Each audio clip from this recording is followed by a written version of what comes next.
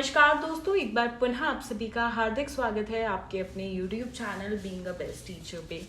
दोस्तों देखिए, कुरुक्षेत्र यूनिवर्सिटी के अंदर बहुत सारे स्टूडेंट्स हैं जिनकी रीअपियर लग गई है, राइट। तो अब इस रीअपियर को कैसे हटाया जाए, क्योंकि देखिए इतना तो हम समझ गए हैं इतने सालों में कि यूनिवर्सिटी का चेकिंग में फॉल्ट होता है, ना कि स्टूडेंट्स का।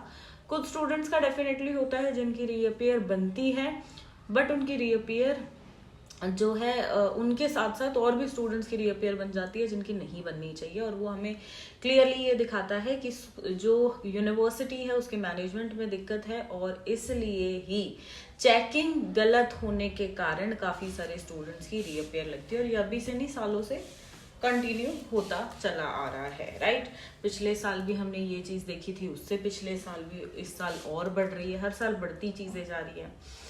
तो अब कुल मिला के ये है कि रीअपियर है स्टूडेंट्स की, और देना है आपको दोबारा से रीअपियर का एग्जाम। तो इस रीअपियर के एग्जाम में आप क्या क्या टेक्निक्स अपनाएं, क्या टिप्स रहेंगी जो कि आपको ये एग्जाम पास करा देंगी। क्योंकि अगर सेकेंड अटेम्प्ट में भी आप पास नहीं कर पाए तो आपको थर्ड अटेम्प्ट देना होगा, और थर्ड अटेम्प्ट का मतलब है वो लास्ट अटेम्प्ट होगा। तो थर्ड तक ना जाएं, सेकंड में ही आप क्लियर कर लें। तो उसी के रिगार्डिंग हम इस वीडियो में बातचीत करेंगे ताकि आपका सेकंड अटेम्प्ट में रीअपियर एग्जाम जो है वो क्लियर हो सके। नमस्कार दोस्तों, मेरा नाम प्रिया सिग्रोहा है एंड इस चैनल पे कुरुक्षेत्र यूनिवर्सिटी से रिलेटेड रेगुलर अपडेट्स आपको मिलते रहते हैं। और किसी भी प्रकार के आपको लास्ट 5 ईयर के सॉल्व पेपर, नोट्स या इत्यादि कोई भी मटेरियल चाहिए तो आप हमें डिस्क्रिप्शन में दिए हुए नंबर पे, या जो नंबर आपके सामने फ्लैश हो रहा है, इस पे कांटेक्ट कर सकते हैं। डिस्क्रिप्शन बॉक्स में आपको डायरेक्ट हमारा व्हाट्सएप लिंक मिल जाएगा। बाय पोस्ट आपको सभी जो बुक्स हैं, नोट्स हैं, वो प्रोवाइड कराए जाते हैं। सो आप हमें व्हाट्सएप के माध्यम से जो है वो संपर्क कर सकते हैं। दोस्तों देखिए, कुरुक्षेत्र यूनिवर्सिटी में ना एग्जाम लिखने की कुछ अपनी टेक्निक्स होती हैं, तो उन्हीं को डिस्कस करेंगे। 4-5 पॉइंट्स यहाँ पे हैं जिनका आपको आवश्यक रूप से ध्यान रखना है। पहला है कि आप जब भी अपनी आंसर शीट को लिखना स्टार्ट कर रहे हैं तो वेरी फर्स्ट पेज से ही करते हैं। बहुत बच्चे क्या करते हैं कि वो पहली जो शीट होती है उसको छोड़ देते हैं और सेकंड से लिखना शुरू करते हैं। ये चीज नहीं करनी है, शुरू से ही लिखना आप स्टार्ट करिए, राइट, जो आपका फर्स्ट पेज होगा। अब उसके बाद आपको जो आपका क्वेश्चन पेपर है वो सीक्वेंस में करना है। ऐसा नहीं कि आप 5वां प्रश्न पहले कर रहे हैं, फिर पहला प्रश्न कर रहे हैं, फिर तीसरा कर रहे हैं, फिर दूसरा। नहीं, आपको 1 2 3 4 5 इसी क्रम में चलना है। यानी कि पहले जो आपका कंपल्सरी क्वेश्चन होता है वो करिए, फिर यूनिट 1 में से 2 चॉइसेस होती हैं, वो एक क्वेश्चन, यूनिट 2 में से जो भी 2 ऑप्शंस हैं और आपको जो भी करना है उनमें से वो करिए, फिर यूनिट 3 4 और इसी प्रकार से आगे बढ़िए। ये सोचकर मत चलिएगा कि आप जो है पहले क्वेश्चन 5 कर रहे हो, फिर 2, फिर 1, ऐसे नहीं करना है। पहले फर्स्ट कंपल्सरी क्वेश्चन, फिर यूनिट 1 से जो क्वेश्चन आपको अटेम्प्ट करना है, यूनिट 2 से, 3 से। इसी तरीके से ऑर्गेनाइज्ड वे में सिस्टमैटिकली आपको अपनी आंसर शीट को रखना है, ठीक है।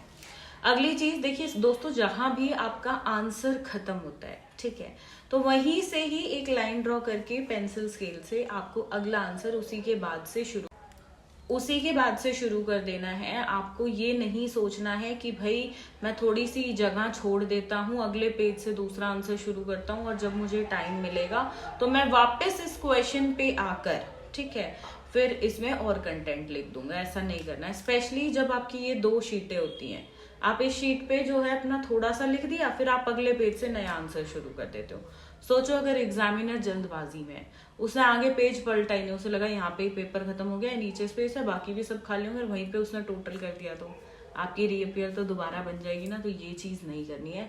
एग्जामिनर को सोचो वो जल्दबाजी में होगा, उसके पास टाइम नहीं होगा आपकी आंसर शीट चेक करने का, तो आपको इस हिसाब से अपनी आंसर शीट को रखना है। तो जहां आंसर खत्म हुआ है वहीं पे डबल लाइन पेंसिल और स्केल की मदद से अच्छे से ड्रॉ करके फिर अगला जो है अपना अगला आंसर जो है वो शुरू कर देना है। तीसरी चीज, अब आंसर से रिलेटेड मैं आपको बताती हूँ। देखिए, हेडिंग्स के लिए, ठीक है, आपको ब्लैक पेन का यूज करना है और कंटेंट लिखने के लिए अपना जो है ब्लू पेन का यूज करना है, ठीक है, और किसी पेन का यूज करने की जरूरत नहीं है।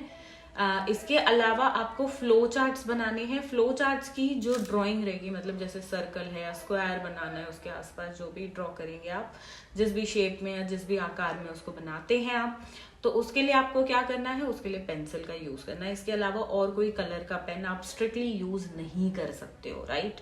सो इस चीज का ध्यान रखो। और जिस पेन से आपकी राइटिंग अच्छी आती है, प्लस जो आपको लगे कि फैलेगा नहीं, कहीं आप लिख रहे हो और हल्का सा हाथ लगा फैल जाए, ऐसा पेन यूज नहीं करना है। कुछ जेल पेन्स ऐसे होते हैं, वो नहीं करना है। जेल पेन भी यूज कर रहे हो तो जो इंस्टेंट सूख जाता है। अदरवाइज जिस पेन से आपकी हैंड राइटिंग अच्छी आती हो वो पेन का यूज करो, चाहे वो 4 रुपए का पेन हो या चाहे वो आपका 100 रुपए का पेन हो। बट यहाँ पे पेन की क्वालिटी अच्छी आप जो है वो मेंटेन करिएगा।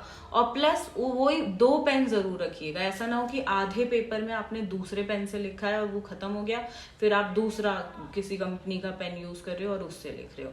ये मतलब ये छोटी छोटी चीजें ना आपको फर्क लाती हैं आपके मार्क्स में। तो ऐसा मत करिएगा। जैसे आप अगर पायलट पेन यूज कर रहे हो तो 2 पेन रखो कि एक खत्म हो गया तो आप अगले से ही उसी सेम पेन से ही, ठीक है, आप सो आपको सेम पेन रखना है दोस्तों, ताकि जो है आपका अलग अलग जो है राइटिंग या लिखावट बेसिकली ना हो जाए। सो इस चीज़ का भी ध्यान ज़रूर रखिएगा। और कम से कम 2 फ्लो चार्ट हर एक पेपर में, हर एक आंसर में आपको जो है बनाने हैं।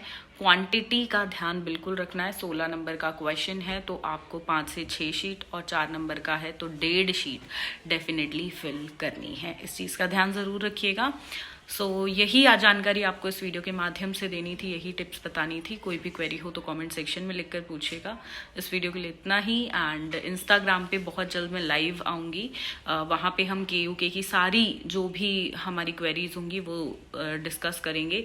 सो इंस्टाग्राम का लिंक इस वीडियो के डिस्क्रिप्शन बॉक्स में है, वहाँ पे हमें फॉलो ज़रूर करिएगा। बाकी भी सभी अपडेट्स इंस्टाग्राम स्टोरीज के माध्यम से आपको समय समय पे मिलती रहेंगी कुरुक्षेत्र यूनिवर्सिटी से रिलेटेड। ध्यान रखिए अपना, ध्यान रखिए सभी अपनों का। धन्यवाद। जय हिंद।